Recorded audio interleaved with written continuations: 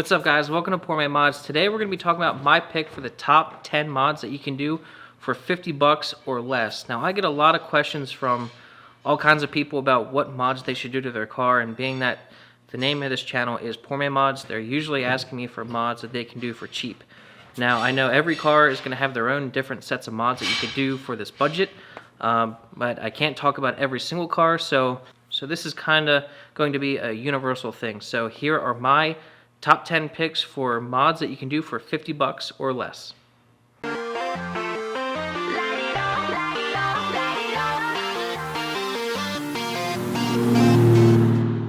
going to start off with performance mods, or mods that you're actually going to get some kind of gain or benefit from.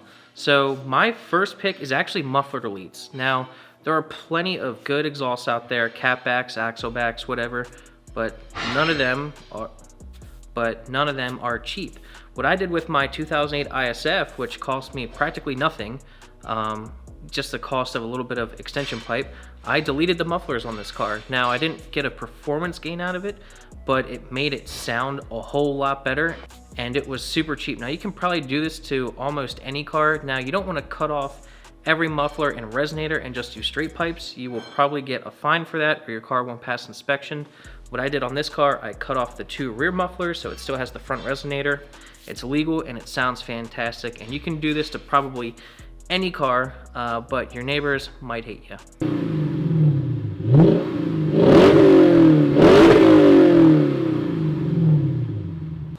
Alright, my number 2 pick is going to be Highflow air filters and intake mods. Now, there are cold air intakes out there, universal kits.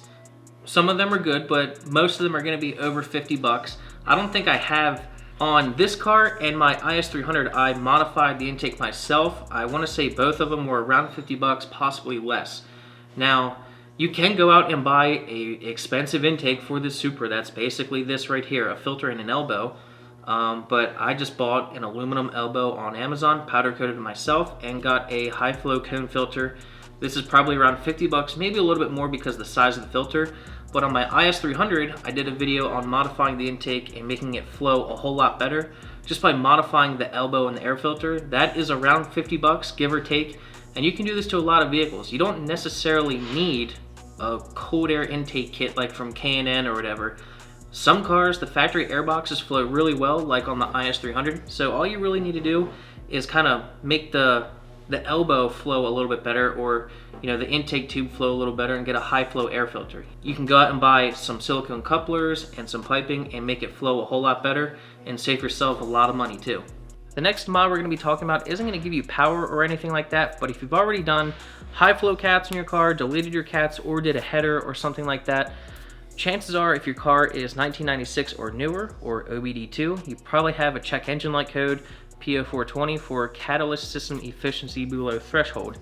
Now, what you can do, is I made a video on this, you can get spark plug anti-foulers, and there's actually spacers out now, that will space the O2 sensor away from the exhaust stream to fix that check engine light. It kind of fools the computer. Now, obviously, this is for off-road use only when you go to the track. You never want to use this on the street because you want to remain legal. Definitely don't want to go to the inspection station with this. Yeah. But I actually have on the IS300, it's an O2 sensor spacer with a mini cat inside of it. So it makes the check engine light happy, makes the computer happy, and of course I only use it when I'm at the track or off-road. I never use it on the street, obviously, but it will definitely help you out if you have that P0420 code. Next thing we're going to be talking about is short shifters and shift knobs. Now for my Supra here, I have a cube short shifter. This is far more than $50, but the shift knob I have, I think this was like 20 or 30 bucks. It's a real carbon fiber knob and it feels absolutely fantastic. I love the way it feels. It looks really good, and I had a Subaru Legacy, and the short shifter for that was like 30 bucks on eBay. You can get some cheap ones for really good. Now I feel like with cars with a rear wheel drive style transmission, you're probably not going to get a short shifter for $50 or less, but there are a lot of cars out there with a front wheel drive style transmission. You can get like an adapter on the transmission. There are definitely short shifters out there for some cars for $50 or less. If not, you can go with a nice shift knob, and a weighted shift knob will make your shifts feel a whole lot better too. And what I like about this carbon fiber one, since it's not bare aluminum or steel, It doesn't make your hand really cold in the winter or really hot in the summer.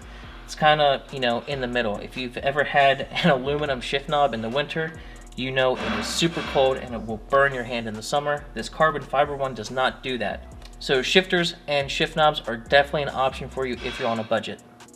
Alright, now let's talk about heat wraps. There's a couple of different kinds. There's turbo blankets, exhaust wraps, and also reflective tapes. On the Super here, I have a nice titanium turbo blanket. I think that was like 30 bucks.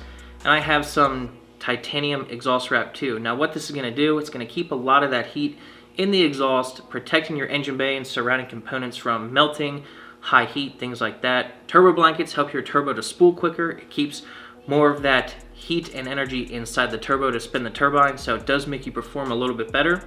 And I don't have an example to show you, but you can also get gold reflective tape. A lot of people put it around their brake master cylinders on Nissans because their turbo and their hot side is right here, so they'll put like a heat shield here with gold reflective tape, and that reflects heat from the brake master cylinder, keeps everything nice and cool. A lot of people put that on their hoods as well, so that is something to look into, gold reflective tape to protect your components from radiant heat, and turbo wrap and exhaust wrap to, keep that turbo spooling good and protect your engine bay from essentially melting. I had an issue with that on my Sentra. The turbo was way up front near the radiator and it was melting a lot of the plastic and the connectors on the radiator. Put a turbo blanket on there and wrapped the downpipe and it solved it. It was beautiful. So highly recommend that stuff. I also forgot to mention DIY ceramic coating. I actually did this on the Supra and the Sentra that I had. VHT sells a ceramic header paint. I guess there's some kind of ceramic in it or whatever, but you can spray it on your exhaust manifolds, your turbos, your downpipes, and it will keep some heat in and it protects your pipes and everything from looking really good. I did the manifold on the Supra and I believe I did the exhaust housing on the turbo as well, and it turned out really well. Makes it look really good and keeps more of that heat in for better efficiency and keeping that turbo spooling. Alright, the last performance-oriented mod that we're going to be talking about is DIY oil coolers and oil filter relocation kits. Pretty similar setups. On the Super here, I did a video on a DIY oil cooler setup. You just need an oil filter sandwich, which they're like 20-25 bucks. And for the oil cooler, I used, some people frown upon it. I don't know why, it's better than nothing, but I used a transmission cooler from my local auto parts store. I think the whole thing cost between 50 or 60 bucks. And on the IS300, I did an oil filter relocation kit on that. And if you guys have ever done an oil change on a JZ engine, you know the factory placement of the oil filter pretty much sucks. And if you're a bigger guy like me without tiny hands, it's really hard to do the oil change. So on the IS300, I did like a $40 oil filter relocation kit. I did a video on that, and that was probably the best mod I've ever done to that car. The oil filter is right up near the strut tower, and it makes oil changes so much easier. It's not that big of a mess. I absolutely love it, and I don't regret doing it at all. And like I said, that was around 40 bucks. So those are definitely options for you. You can probably even do both. If you get the sandwich, there's probably some way to do an oil cooler and an oil filter relocation kit with it. So those are definitely options for you if you're on a budget as well. Alright, next thing we're going to be talking about are exterior modifications.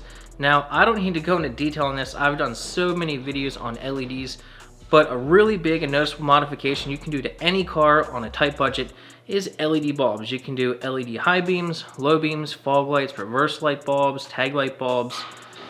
Any bulb that you can think of, you can convert to LED, and they are super cheap now. You can get like packs of 20 or 50 for like 10 bucks, depending on the bulb. Headlight bulbs are gonna be a little bit pricier. For a good pair, you're probably looking for at least 30 to 50 bucks for that. But there are a lot of options out there, and they're way better than incandescent halogen bulbs. I highly recommend LEDs. If you want to do a little bit more research on LEDs, just search on my channel, and I've done a ton of research and have a ton of videos on LEDs. I know my audience is probably annoyed with them, but I'm a big fan of these. Super cheap and awesome. Highly recommend them. The last mod we're going to be talking about for exterior modifications is something that I don't think I've ever done to the Supra, or if I've done it, I've done very little, and that's painting, plastic dipping, various things, even powder coating. There's tons of different things that you can do. You can get creative with this, but plastic dipping grills is a really big thing. I might do it to the ISF, makes it look nice and matte black, get rid of all that chrome. Painting brake calipers, valve covers, pretty much anything. You can get really creative with this and paint Plasti dip is not expensive at all. Powder coating, getting into powder coating can be pricey, but once you're in that ecosystem, it's really cheap to powder coat things. So get creative with that and find some things that you want to, make look better, restore, or even just change the color on.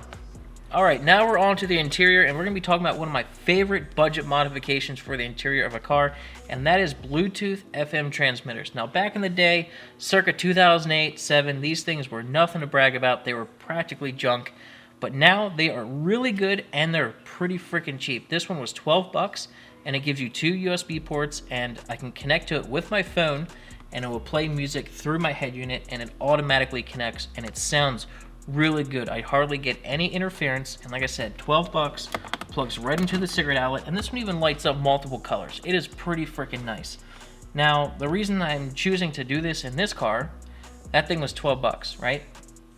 To do a head unit in this car, a couple $100, but I also don't really like the look of aftermarket head units. I like the look of the factory, system. I like just how nice it looks. When you put an aftermarket head unit in there, for some reason, I just don't like the way it looks. So I chose to go with this Bluetooth FM transmitter. I did the same thing on my Subaru, because that was like $300 or $400 to change the head unit in that because of how integrated everything was. So a $10, $15 Bluetooth FM transmitter is definitely the way to go if you want to play good quality music through your phone. Now, it's not as good as quality as CDs. You'll probably never beat that in a car. But it's still really good, way better than they used to be. I highly recommend Bluetooth FM transmitters. You can't go wrong with them. The last thing we're going to talk about, everybody that has a car should have this. I don't care if you're a car enthusiast or not, you definitely need an OBD2 scanner. These things are so cheap now. I think this one was maybe 15 or 20 bucks, and you can download the Torque app on your phone for another 5 bucks, so 20, 25 bucks, give or take. You can scan your ECU and look at what's going on with it, check engine light codes, clear them, do data logging, all kinds of things for super freaking cheap. If you ever have a check engine light and you don't know what it is, pull it up on here. You can see what the code is, even research it, find out ways to fix it. If you're into data logging, like in my Supra, I can log all the parameters in that. Even though it's a 88 Supra, I have the Haltech ECU, which allows me to use this. I can just go on my phone and log pretty much everything. It's a super useful tool. It's fun to play with. I highly recommend an OBD2 scanner. If you own a car and it's 1996 or newer, you need one of these. It can save you a lot of money and a lot of headache, I promise. Alright guys, there you go. That was my list for my top 10 favorite mods that you can do for around $50 or less. What do you think of them? Did I mention some good ones? Did I mention some bad ones? Do you have any better ideas? Let me know in the comments below. Help the community out if you have any better ideas or good mods for around this price. Definitely leave them down below. Let the community know so we can help each other out. Hope you guys enjoyed this video. Hope you learned something. And I'll see you next time. Thanks. Also, make sure you subscribe. Bye.